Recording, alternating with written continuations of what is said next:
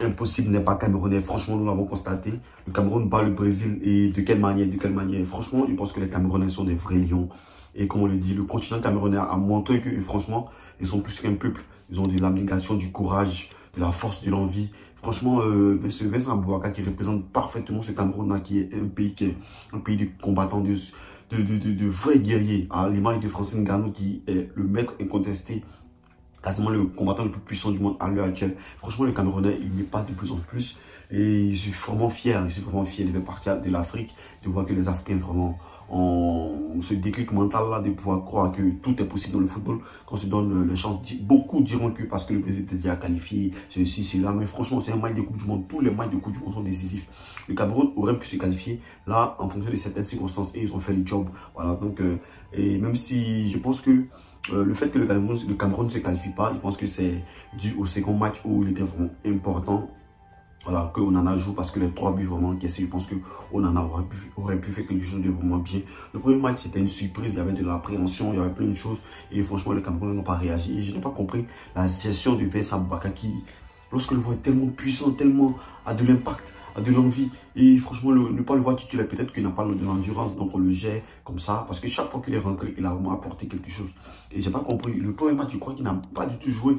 Et franchement, je n'ai pas compris. Parce que le problème du Cameroun était un problème de personne. J'ai fait une vidéo où je parle des égos qui existent au sein de la fédération camerounaise entre le président de la fédération, Samuel Eto'o, le coach Thierry Besson et plein de joueurs comme ça qui, franchement, il y a des problèmes d'ego dans cet effectif-là qui ne permettent pas vraiment aux joueurs de vraiment exceller. Sinon, hormis ça, lorsque c'est sur le terrain pour se battre pour le maillot, pour se battre pour la nation camerounaise, il ne lésine pas sur les moyens, il ne lésine pas sur les efforts, il ne lésine pas sur le courage, il se donne vraiment à fond.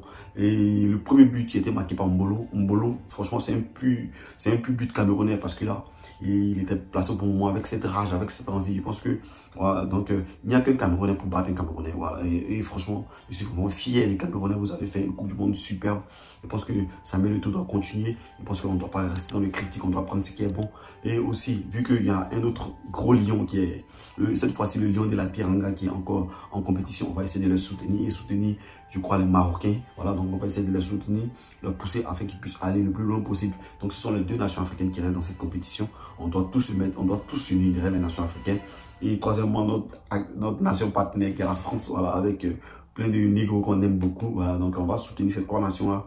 Et j'espère qu'elles feront quelque chose de bon. Voilà, moi, mon coup de cœur, comme vous le savez tous, pour ceux qui suivent mes vidéos, c'est le Portugal et Cristiano Ronaldo. Là, c'est mon coup de cœur. Sinon, je suis à fond derrière le Cameroun et, pardon, derrière le Sénégal et le Maroc et un peu Cristiano Ronaldo. J'espère qu'il pourra remporter cette Coupe du Monde. Voilà, les 3 pays-là. Mais en priorité, le Sénégal et le Maroc. Parce que l'Afrique doit prouver que elle a évolué, elle a changé. Elle est plus que, il y a plus ce blocage psychologique, il y a plus ce blocage mental. L'Afrique est vraiment, a vraiment passé un cap. Et il faudrait que les pays européens aient peur de l'Afrique. Avec le nouveau système de la Coupe du Monde, même si je n'aime pas vraiment, mais avec les 9 places africaines, je pense que l'Afrique peut remporter cette Coupe du Monde. Les choses s'améliorent et c'est vraiment bon pour le football. Et franchement, je suis fier de ce que je vois. En tant qu'Africain, je suis totalement fier. J'espère que les choses seront bien plus meilleures dans les années à venir. Voilà, donc en soutien, je vais me faire ce petit vin-là en l'honneur du continent camerounais. Ça ne m'a pas fait autant plaisir que la victoire du Sénégal, je ne sais pas, parce que le Cameroun, franchement, il dégage une énergie qui est bon. J'adore les Camerounais, franchement. Donc, n'hésitez pas à vous abonner, à liker, à partager. Si vous aimez la vidéo, on est ensemble, c'était l'arithmétique. Tous. N'oubliez pas d'activer la cloche et mettre un pouce bleu si vous avez apprécié le contenu.